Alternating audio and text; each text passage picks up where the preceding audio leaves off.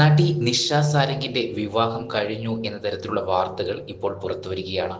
ഉപ്പുമുളകിലൂടെ മലയാളികൾക്ക് പ്രിയങ്കരിയായ താരമാണ് നിഷ സാരംഗ്.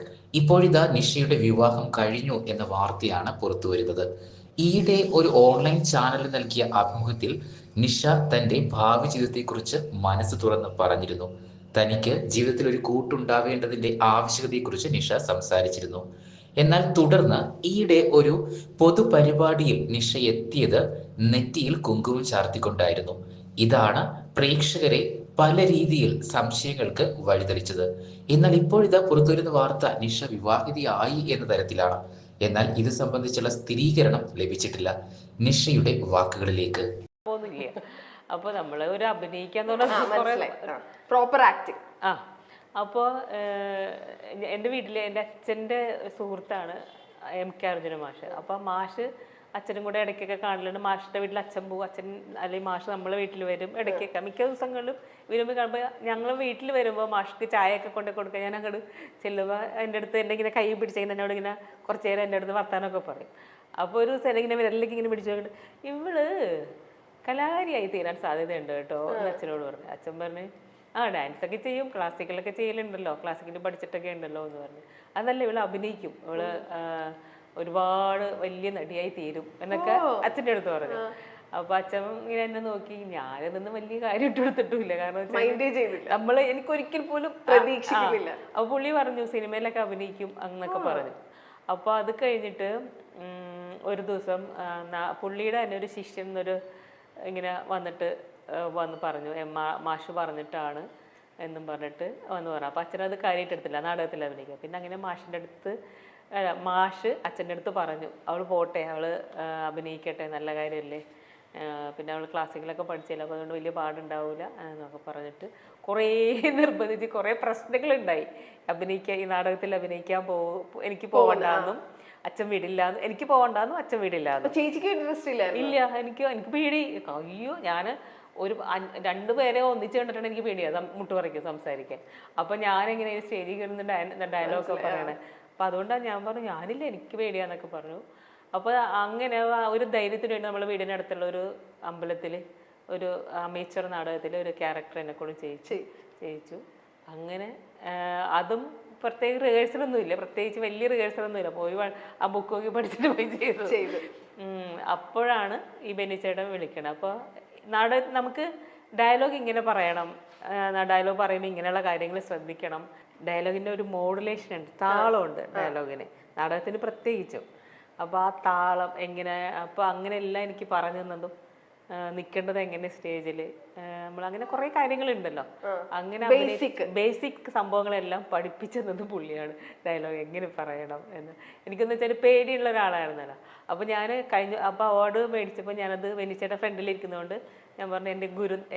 അപ്പോൾ അങ്ങനെ അത് ചെയ്തുകൊണ്ട് നിൽക്കുമ്പോഴാണ് പിന്നെ ഏതൊരു സിനിമയിലേക്കൊക്കെ വിളിച്ചു. അപ്പോൾ പുള്ളി പറഞ്ഞു നീ നാളെ വലിയ നടിയൊക്കെ ആയി തീരും, സിനിമയിലൊക്കെ അഭിനയിക്കുമല്ലേ അപ്പോൾ നാടകം കഴിഞ്ഞ്. ഞാൻ പറഞ്ഞു അറിയില്ല വെനിച്ചേടാ, വലിയ നടിയൊക്കെ ആയി കഴിയുമ്പോൾ ഞാനാണ് ഗുരു എന്നൊന്നും പറഞ്ഞേക്കരുത്, ഗുരു എന്നൊന്നും പറഞ്ഞേക്കരുത്. ഞാൻ വെച്ചാൽ അതെന്താ, നീ അഭിനയിച്ച് കുളമാക്കിയിട്ട് ഞാൻ ആ ഗുരു എന്ന് പറഞ്ഞിട്ടുണ്ടെങ്കിൽ നാടകേട് എനിക്ക്.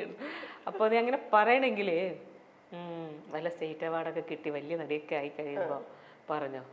അപ്പോൾ എനിക്ക് ചിരി വന്നായി, കാരണം എന്തായാലും എനിക്ക് സ്റ്റേറ്റ് അവാർഡൊന്നും കിട്ടില്ല എന്ന് എനിക്ക് നല്ല ഉറപ്പ് അന്ന് ഉണ്ടല്ലോ. അപ്പോൾ അതുകൊണ്ട് ഞാൻ ചിരിച്ചു, ശരി പറയല്ല എന്ന് പറഞ്ഞു.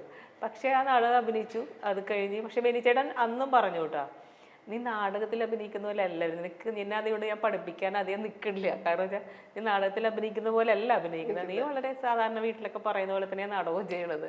അപ്പോൾ അതുകൊണ്ട് ഞാനത് തിരുത്തണില്ല, അങ്ങനെയും പോട്ടെ നാടകം. ആ നാടകം അങ്ങനെയാണ് ഞാൻ അഭിനയിച്ചത്. നാടകത്തിൽ ഡയലോഗ് പറയുന്ന പോലെയേ അല്ല, നമ്മൾ വീട്ടിലൊക്കെ പറയുന്ന പോലെയാണ് അഭിനയിച്ചത്.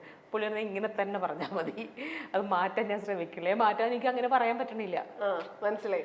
അപ്പൊ പുള്ളി അങ്ങനെ തന്നെ അഭിനയിച്ചാൽ മതി എന്ന് പറഞ്ഞു. അപ്പൊ ആ ഒരു ഇത് നല്ലൊരു ഗുണം തന്നെയായിരുന്നു സത്യം പറഞ്ഞാൽ, അങ്ങനെ തന്നെ. അപ്പൊ ഇത് കഴിഞ്ഞപ്പോ ഈ അവാർഡ് മേടിച്ചപ്പോ ഞാൻ എൻ്റെ ഗുരുനാഥനാണ്, അപ്പൊ ഈ സംഭവം ഞാൻ പറഞ്ഞു സ്റ്റേജിൽ, അവാർഡ് മേടിച്ചപ്പോ ഞാൻ ഇത് പറഞ്ഞു. അപ്പൊ എൻ്റെ അത് ബെന്നിച്ചേട്ടൻ ഡെഡിക്കേറ്റ് ചെയ്യണു അവാർഡൊന്നും പറഞ്ഞു, ഈ ഹാസ്യ നടിക്കുള്ള അവാർഡൊക്കെ കിട്ടി. അപ്പൊ ബെന്നിച്ചേട്ടൻ അത് കഴിഞ്ഞപ്പോ ബെന്നിച്ചേട്ടനും പ്രതീക്ഷിച്ചില്ല, ഞാനും പ്രതീക്ഷിക്കണില്ലല്ലോ, അങ്ങനെ ബെന്നിച്ചേട്ടൻ അവിടെ ഉണ്ടാവുമെന്ന് അറിയില്ല, ഞാൻ അവിടെ ഉണ്ടാവുമെന്ന് ബെന്നിച്ചേട്ടൻ അറിയാം, കാരണം വെച്ചാൽ അവാർഡ് അവരിങ്ങനെ ലിസ്റ്റ് വെച്ചിട്ടുണ്ട്. അപ്പോൾ ബെന്നിച്ചേട്ടനോട് ഞാൻ ചോദിച്ചു അങ്ങനെ പറഞ്ഞു, ബെന്നിച്ചേട്ടന് വിഷമമായോ ഇങ്ങനെ പറഞ്ഞു.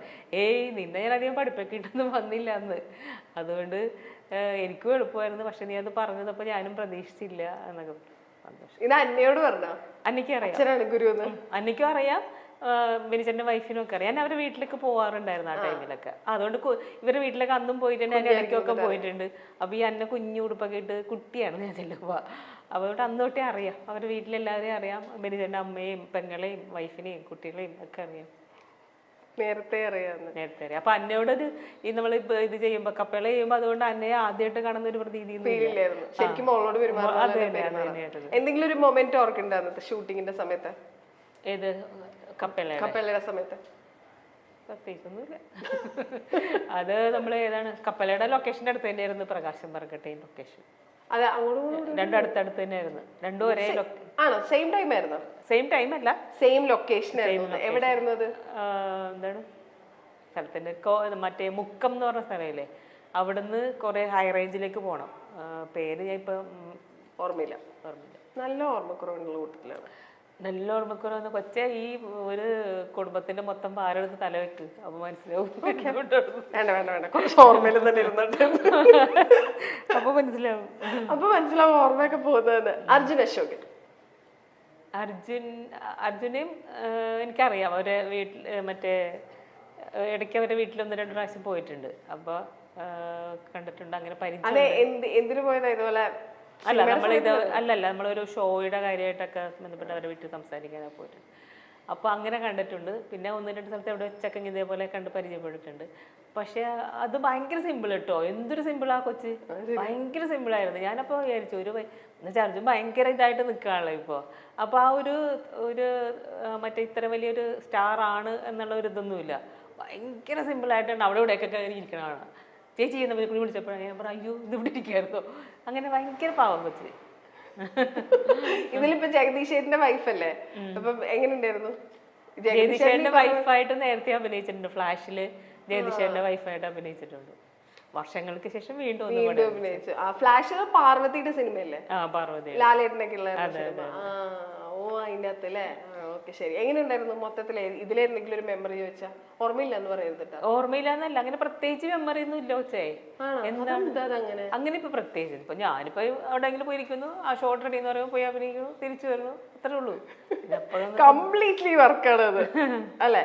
ഓക്കെ, ശരി. ഇനി ഉപ്പും മുളകും എന്ന് കേൾക്കുമ്പോൾ, ഫൈനലി നീലു ചേച്ചി എന്നുള്ള നിഷ് ചേച്ചിനെ എല്ലാവരും വിളിക്കുന്നു. ഉപ്പും മുളകും എന്ന് കേൾക്കുമ്പോൾ ഞാൻ ചോദിക്കുവാണെങ്കിൽ ഒരൊറ്റ കാര്യം, ഒരൊറ്റ എന്തെങ്കിലും ഒരു രസമുള്ള ഒരു ഇൻസിഡന്റോ, അല്ലെങ്കിൽ അവിടെ ഇപ്പൊ നിങ്ങൾ മൊത്തം ഫാമിലി പോലെ തന്നെയാണല്ലോ എല്ലാവരും, ഉണ്ടായ എന്തെങ്കിലും ഒരു ബിഹൈൻഡ് ദ സീൻ എന്തെങ്കിലും ഒരു ഇൻസിഡന്റ് എന്തെങ്കിലും ഓർമ്മയുണ്ടോ? ഇതൊക്കെ നേരത്തെ പറയണ്ടായിരുന്നോ? ഞാൻ ഓർത്ത് വെച്ചായിരുന്നു.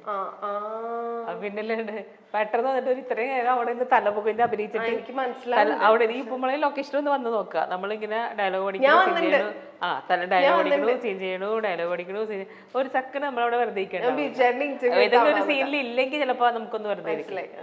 അപ്പൊ അവിടെ നിന്ന് വേറെ വന്നിട്ട് ഇങ്ങനത്തെ ചോദ്യങ്ങൾ ചോദിക്കുമ്പോഴല്ല മൊത്തം അവിടെ കിടക്കാണ്. കയറുമ്പോൾ ലൊക്കേഷനിലോട്ട് കയറുമ്പോൾ നേരെ കാറിൽ നിന്ന് ഇറങ്ങുന്നതിന് മുന്നേ തന്നെ ഞാൻ മൊബൈൽ സൈലന്റ് ആക്കും. എന്നിട്ട് അവിടെ ചെന്ന് കഴിഞ്ഞ് തിരിച്ച് കാറിൽ കയറുമ്പോഴായിരിക്കും മൊബൈൽ സൈലന്റ് മാറ്റണേ. അപ്പൊ എന്ന് വെച്ചാൽ നമ്മളെ മൂഡ് പോകാണ്ടിരിക്കുക, മീൻസ് നമ്മൾ വേറെ പ്രശ്നങ്ങളൊന്നും അവിടെ ബാധിക്കരുത്. കാരണം നമുക്ക് അവിടെ നിന്നത് കറക്റ്റായിട്ട് ചെയ്യണമെങ്കിൽ ഭയങ്കര കോൺസെൻട്രേഷൻ വേണം.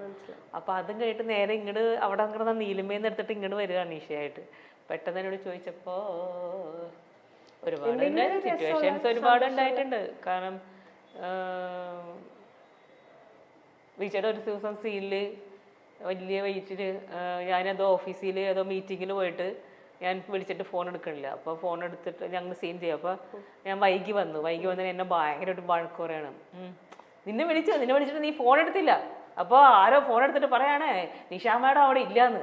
ഞാൻ പറഞ്ഞു എന്തോ ഏത് മാഡം? ഞാൻ ഫോൺ എടുത്തിട്ട് നീ ആരോ ഫോൺ എടുത്തിട്ട് പറയണേ നിഷാ മാഡം അവിടെ ഇല്ല, മീറ്റിങ്ങിനാണ്. നീ ആര്? നിഷാ മാഡം ഫോൺ എടുത്തെങ്കിൽ ഞാൻ എന്തോടും.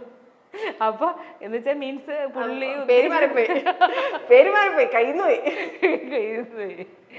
അങ്ങനെ ഒരു സംഭവം ഉണ്ടായിട്ടുണ്ട്. പിന്നെ ഞങ്ങൾ ഒന്നിച്ച് പോകുമ്പോ ഇന്ദ്രൻ ചേട്ടൻ, ജഗദീഷ് ചേട്ടൻ, അങ്ങനെ കുറെ വെറ്ററൻ ആയിട്ടുള്ള ആക്ടേഴ്സിന്റെ കൂടെ അഭിനയിച്ചിട്ടുണ്ട്. കൂടെ അഭിനയിക്കണം എന്ന് ഭയങ്കര ആഗ്രഹമുള്ള ആരെങ്കിലും ഉണ്ടോ? അതായത് നമ്മള് ശരിക്കാണ് ഇന്ന ആളുടെ കൂടെ ഒരു സിനിമ ചെയ്താൽ കൊള്ളാം നമ്മൾ അങ്ങനെ മനസ്സിൽ വിചാരിക്കുമല്ലോ, പ്രത്യേകിച്ച് ഈ ഫീൽഡിൽ നിൽക്കുമ്പോൾ അങ്ങനെ വിചാരിക്കുന്നത്? അങ്ങനെയൊന്നുമില്ല, ആരോടാണെങ്കിലും അഭിനയിക്കാം. എനിക്ക് സിനിമ ഒന്നാമത് പറ്റുന്നിടത്തോളം ജോലി ചെയ്യാൻ പറ്റിയ മതി. എനിക്ക് വർക്ക് ഉണ്ടാവണം, കാശ് കിട്ടണം, മാത്രമേ ഉള്ളൂ. അങ്ങനെയല്ലേ, എല്ലാവരും വലിയ ആൾക്കാരാണ്, സത്യം, എല്ലാവരും വലിയ ആൾക്കാരാണ്. അപ്പൊ അങ്ങനെ ഇന്ന ആളുടെ കൂടെ അങ്ങനെയൊന്നുമില്ല.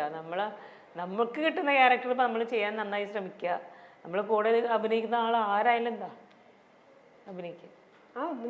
എല്ലാവരും വലിയ ആൾക്കാർ തന്നെയാണ്, മനസ്സിലായി. കിട്ടുന്ന ക്യാരക്ടർ പോലെയാണ് അവർ പോകുന്നതെന്ന് മാത്രമേ ഉള്ളൂ. പക്ഷെ എല്ലാവർക്കും അവരുടേതായ ഗുണങ്ങളുണ്ട്, അവരുടേതായ കഴിവുകളുണ്ട്. അപ്പൊ ആരെയും കുറച്ചും കാണാൻ പറ്റില്ല, ആരെയും കൂട്ടിയും കാണാൻ പറ്റില്ല. ലൈഫിൽ ഇപ്പൊ ഞാൻ ചോദിക്കുകയാണെങ്കിൽ ഒരു സ്വപ്നം, ഒരു റീസെന്റ് സ്വപ്നം എന്താ? ഭയങ്കര ആഗ്രഹിച്ച് നിൽക്കുന്ന എന്റെ കരിയറിലാണോ? കരിയർ വൈസ് ആണെങ്കിലും പേഴ്സണൽ വൈസ് ആണെങ്കിലും. പേഴ്സണൽ വൈസ് ഇഷ്ടം പോലെ ഉണ്ടാവുമല്ലോ. നമുക്കിപ്പോ നമ്മുടെ കുട്ടികൾക്ക് നല്ല ജോലി വേണം, അല്ലെങ്കിൽ അവര് ഭയങ്കര വെൽ സെറ്റിൽഡ് ആവണം. കരിയർ വൈസ് ആണെങ്കിലും കരിയർ വൈസ് ആണെങ്കിൽ കരിയർ വൈസ് എനിക്കിപ്പോൾ ആക്ടിങ് ബേസ് ശരിക്കും പറഞ്ഞാൽ എനിക്ക് ഒരുപാട് നല്ല നല്ല ക്യാരക്ടറുകൾ ചെയ്യാൻ ഇപ്പോൾ ഒരുപാട് ആഗ്രഹങ്ങളുണ്ട്. നമ്മൾ ഡിഫറെൻ്റ് ആയിട്ടുള്ള ക്യാരക്ടർ ചെയ്യാൻ. ഇപ്പോൾ എഴുത്തോലയിൽ ചെയ്തതുപോലത്തെ ഒരു എഴുത്തോല എനിക്ക് ശരിക്കും ഭയങ്കര ഇഷ്ടപ്പെട്ട് ചെയ്തൊരു ക്യാരക്ടറാണ്. ശരിക്കും ഇത് ചലഞ്ച് തന്നെയാണ്. അപ്പോൾ അങ്ങനെ നമ്മൾ ഇപ്പം ഞാൻ ഒരു അമ്മ, ഒരു ടിപ്പിക്കൽ അമ്മ എന്നുള്ളൊരു ക്യാരക്ടറാണ് ഇപ്പം എല്ലാം ചെയ്തു പോണത്. അമ്മ തന്നെ ആയാലും പ്രശ്നമില്ല, അമ്മയാണല്ലോ ഞാൻ, എന്തായാലും അമ്മ പോലത്തെ ക്യാരക്ടറിലേ കിട്ടുള്ളൂ. അപ്പോൾ എന്നിൽ നിന്ന്, ഞാൻ എന്ന വ്യക്തിയിൽ നിന്ന്, നിഷ എന്നുള്ള അമ്മയിൽ നിന്നും നിഷ എന്നുള്ള വ്യക്തിയിൽ നിന്നും വിട്ടിട്ട് ഒരു ക്യാരക്ടർ ചെയ്യാൻ പറ്റണം. ആ ക്യാരക്ടറിൽ ഇപ്പോൾ തണ്ണീർമത്തനിലെ അമ്മ തന്നെയാണ്, പക്ഷെ ആ അമ്മയിൽ ഒരു വ്യത്യാസമുണ്ട്. ആ ഒരു ക്ലൈമാക്സ് സീനിലൊക്കെ അതൊരു വിട്ട് ഒരു വേറെ രീതിയിൽ സ്കോർ ചെയ്യാൻ പറ്റുന്നുണ്ട്. അപ്പൊ അങ്ങനെ സ്കോർ ചെയ്യാൻ പറ്റുന്ന എന്തെങ്കിലും, നമ്മൾ വിട്ട് ചെയ്യാൻ പറ്റുന്ന എന്തൊരു ക്യാരക്ടർ ഉണ്ടെന്ന് എനിക്ക് ഭയങ്കര ആഗ്രഹമാണ്. എന്ത് കൈൻഡ് ഓഫ് ആക്ടറാ? നമ്മളിപ്പോ മീറ്റിംഗ്സിനൊക്കെ പോകുമ്പോഴാണെങ്കിൽ നമ്മൾ ഡയറക്ടേഴ്സിനെയും പ്രൊഡ്യൂസേഴ്സിനെയും ഒക്കെ കാണുന്നുണ്ട്. അങ്ങോട്ട് ചാൻസ് ചോദിക്കും, എനിക്ക് ഇങ്ങനെ സിനിമ അഭിനയിക്കാൻ താല്പര്യമുണ്ട്, ചോദിക്കുന്ന ആളാണോ? ഇല്ല, അങ്ങനെ ഒരു കുഴപ്പമുണ്ട് എനിക്ക്. അതൊരു കുഴപ്പമാണ്. അത് കുഴപ്പമായിരിക്കാം, കുഴപ്പമില്ലായിരിക്കാം, പക്ഷെ അങ്ങനെ ഒരു ഇതുണ്ട്. എനിക്ക് ഭയങ്കര, നമ്മൾ ചോദിച്ചാൽ അവരെന്ത് വിചാരിക്കും, അങ്ങനെ ബുദ്ധിമുട്ടാവോ? അങ്ങനെ ചിന്തിക്കലുണ്ട്, അങ്ങനത്തെ ചോദ്യങ്ങളും ഉണ്ട്. ഓക്കെ, അപ്പൊ സ്വപ്നങ്ങൾ എന്താണെങ്കിലും സ്ക്രീനിൽ നിറഞ്ഞു നിൽക്കട്ടെ, ഇഷ്ടംപോലെ വർക്ക് കിട്ടട്ടെ, ഹാപ്പി ആയിട്ടിരിക്കട്ടെ. Thank you so much and all the best. Thank U.